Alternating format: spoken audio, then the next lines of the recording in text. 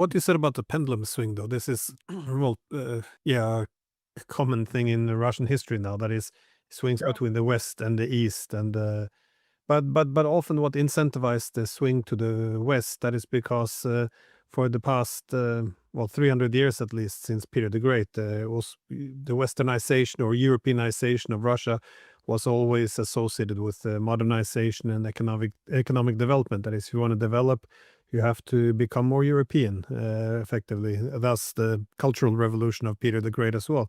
But this is quite a unique thing, though, because this conflict now happens also at the same time as we have the rise of the East and China, with Russia and others developing this new economic architecture. So Russia doesn't have to look that much to the West anymore, anyways, for economic development. So this pendulum, I'm not sure if that has contributed to the pendulum swing going harsher or harder this time to the East, given that this is also a path now for economic development with very different partners. But there's been this interesting thing, though, that is, I saw, from some Ukrainian reports where there were some discussions about what to do with POWs, which were Ukrainians, because a lot of captured Russian soldiers among the POWs are actually Ukrainians, or former Ukrainians at least, from Donbass. The discussions around what to do, because we shall we hand them over to Russia because technically they're our guys. This was this was the argument. Of course, they might disagree with this, but it is interesting that they, of course, if you're in Donbass, you're born there, and then you saw after 2014 these militants recruited from the western parts of Ukraine, a lot of the Azov banderas showing up in Donbass. It's hard to, I guess, sell it to them that they were the defenders. So I can see why the narrative often spun here in the media isn't as simple as it should be. Also, I know, who was it? Yeah, the former advisor of Zelensky, Alexei Arestovich, he also made the point. I mean, he's not very consistent, though. He's a bit all over the place at times, but he did recognize, though, that from a strategic perspective, banning the Russian language, going after the Orthodox Church, none of this was very strategic in terms of alienating huge amounts of their own citizens, who then didn't really feel that Kiev was there to help them against anyone, that they were the target. Um, but Putin, though, he made the point that if the Europeans decide to enter this war, he made the point that this was really a war of the Western Europeans who were fighting against Russia using Ukrainians. But he also made the point that if a war breaks out, they involve themselves more directly, that that Russia was ready for a war, and also that they wouldn't fight the Western Europeans as they fought the Ukrainians, because the Ukrainians were, I think, yes, yeah, but they were, the brotherly people, and at least they were defending their own country. But the Europeans, which had used the Ukrainians, they would be treated very differently. Do you foresee how this would work? I mean, would this be an attrition warfare if the Europeans would enter? How do you? Because I think the dream scenario is the complete and total, from the Western side, that is escalation control, where we just send in the amount of troops you want. We either fight in Ukraine or we bring the war to Russia. But I'm not. But the assumption, I think, is that it will be fought in a similar way. But I think that's what Putin was trying to signal. Well, first of all, by the way, I slightly disagree with you there. Yeah, go The ahead. pendulum is not west or east. The pendulum has always been uh, external or internal, but the external has always been the west, never the east. The east was mostly barbaric nomads, things like that, or Islamic states, which also absolutely cannot be accepted. Like Turkey as part of for Russia as a model. In fact, we fought 13 wars with them, won 11 of them. And the big one we lost was the Crimean War, where the French, the British, and the Silesians did all the fighting and dying for the Turks. Um, the swing right now is not toward the east culturally; it's internally toward Russia as a nation state and a civilization. Now, parallel with that is Eastern economic advancement, and Russia is plugged right into that. has turned its back on a lot of the Western European or the Central European markets and ties. They've been severed, uh, primarily by the Europeans themselves.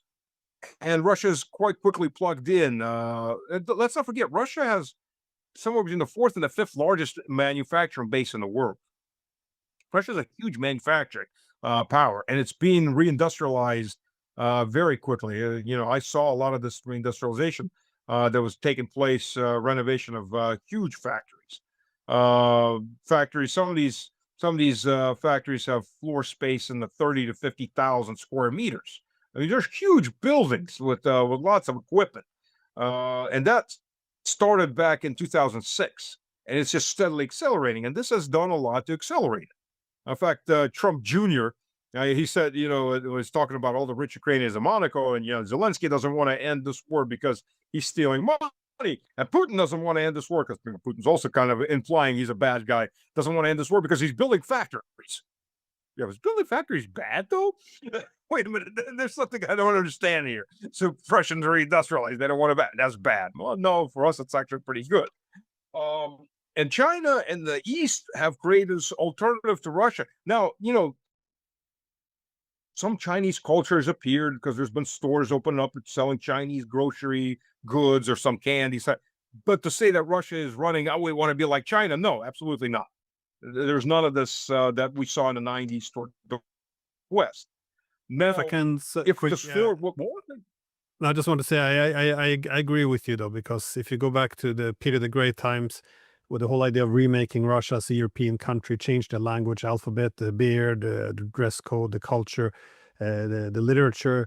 I mean, this was the whole point of this is what gave the new pendulum swing, which is to the Slavophiles, which meant that they had Right. betrayed their own culture and traditions and civilization, so they had to revive what it was to be Russian. So it's not as if they were going to China. They were East meant the distinctive cultural traits of Russia. So that is fair enough. Sorry for interrupting, though, but no, I agree with No you. problem.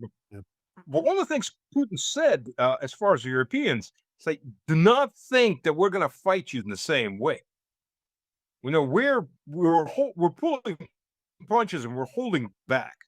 I mean, quite literally, if Russia wanted to, Kiev would, and every other major city, step by step, would start to look like Gaza. Okay, quick example for the audience. So official statistics by the UN are about 14,000 civilians killed in Ukraine on this conflict. Of course, what they don't say is most of those civilians are on the Russian side because they all count them as just this ambiguous Ukrainian number, even though they don't count themselves as Ukrainians. But anyways, 2 million dead Ukrainians and NATO and Mercs and whatever. I'm not gonna say how many Russians killed, but a lot less, many times less than the Ukrainian side. Part of attrition warfare, where you have air dominance, rocket dominance, tube artillery dominance, and a lot of other dominances. So, what's your kill ratio for civilians for collateral damage? It's tiny. Now you go look at Israel, who admitted, yeah, we're killing. We've got great casualty control over, over acceptable carnage. 1.5 civilians for every Hamas soldier killed or Hamas fighter killed. That's insane. It's 150% of 1.5 times more civilians killed. That's huge collateral damage. But the West accepts that. And they're screaming bloody murder in Ukraine, where Russia is doing everything it can not to kill civilians. You get 400, 500 drones and rockets flying in, and 4 or 5 people got killed, usually for being either in the wrong place at the wrong time, or something falling on their heads because the anti-aircraft artillery stationed right in the middle of the city is shooting something down. And gravity's still working. Nobody has released Ukraine from the laws of physics. What goes up will come down. Well, at least the Earth will catch up with it, so, depending on how you want to interpret gravity. But the point is, it still falls on somebody's head, and that's the casualty rates versus what. So Russia is holding back very, very much. What's going to happen if the Europeans are stupid enough to do this? Is major European infrastructure infrastructure is going to get destroyed. I mean, imagine a Kinjal missile slamming through, or better yet, an Areshnik into the German natural gas storage facilities. Hey, think of, first of all, the explosion that's going to create. That's a gigantic explosion. Guaranteed they're going to be taken out. The energy ports are going to be taken out. I would not be in NATO headquarters the day NATO declares war. There's not going to be a NATO headquarters left about 30 minutes after that, when the first Areshnik comes slamming through it and burning 6 floors under whatever basement, sub-basements maybe there. This is going to be a whole different level. And Russia has the armament. Russia is using about less than 40% of its military might inside Ukraine. There are over 300,000 ground troops sitting outside of Ukraine. They get rotated in.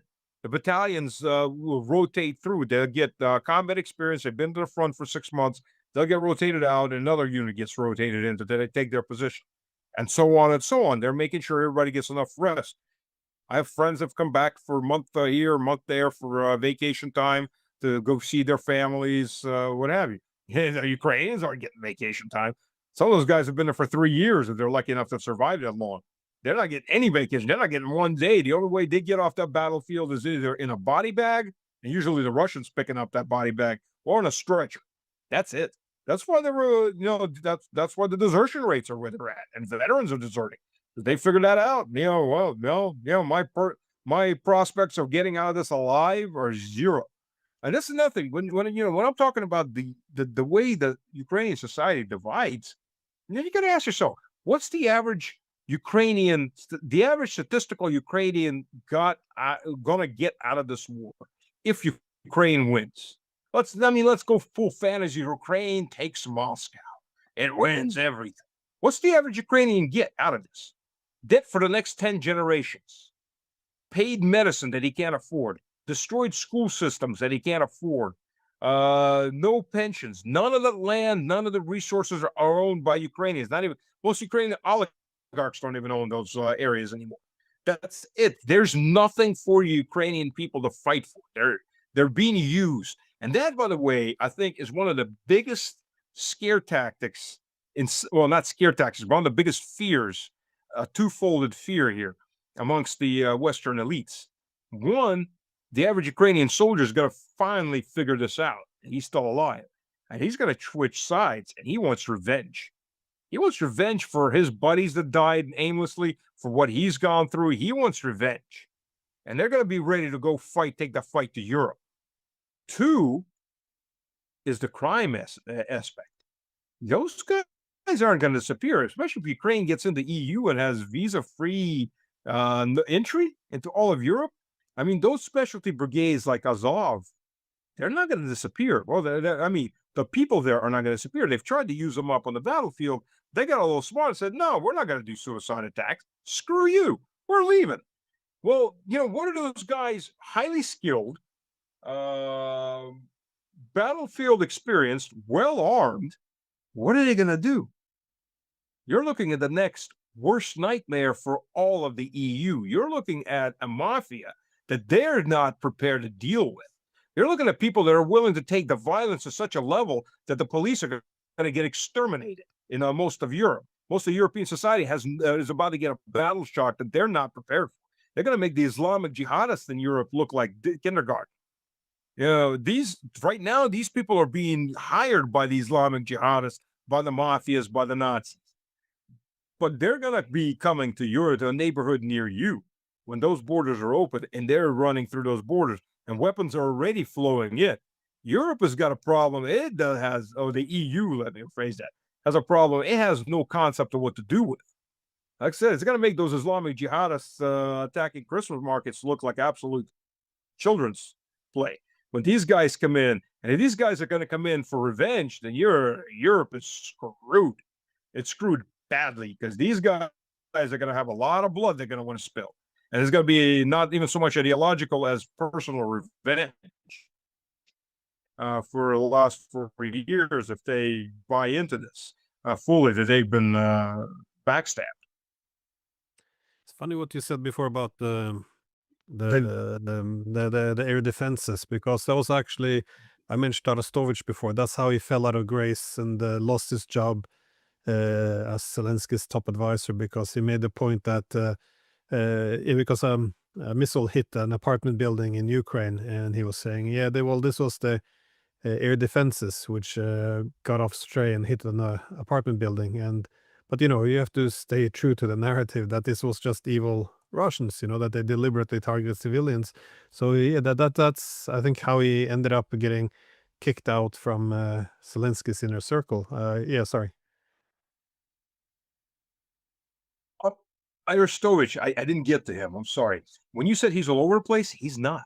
He's actually going back to his roots. Interestingly enough, Arestovich back in the 90s was a Russian nationalist. He was a leader of the Russian Historical Society in Eastern Ukraine. The problem was, and a lot of these guys were, some of these guys that I can't remember the young guy that formed Tornado. He's dead now. A lot of these other Nazi organizations, they were all Russian nationalists, interestingly enough.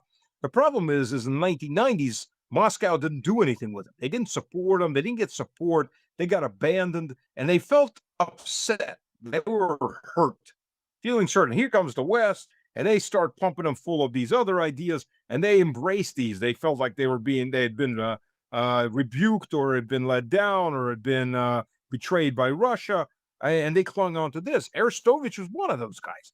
But what Arestovich is doing is he's been steadily going right back to his old roots. Arestovich, by the way, was the first one of anybody from the Western side that said, look what you're fighting. Those Russian soldiers, those officers that know they're going into a possible suicidal attack to break through, they're going praying to God. We're fighting for the Holy Mother Russia. And forward we go. These the first one to go, you're fighting a whole different people right now. You're not going to beat them because they're ideologically driven on a different level. This is Soviet ideology.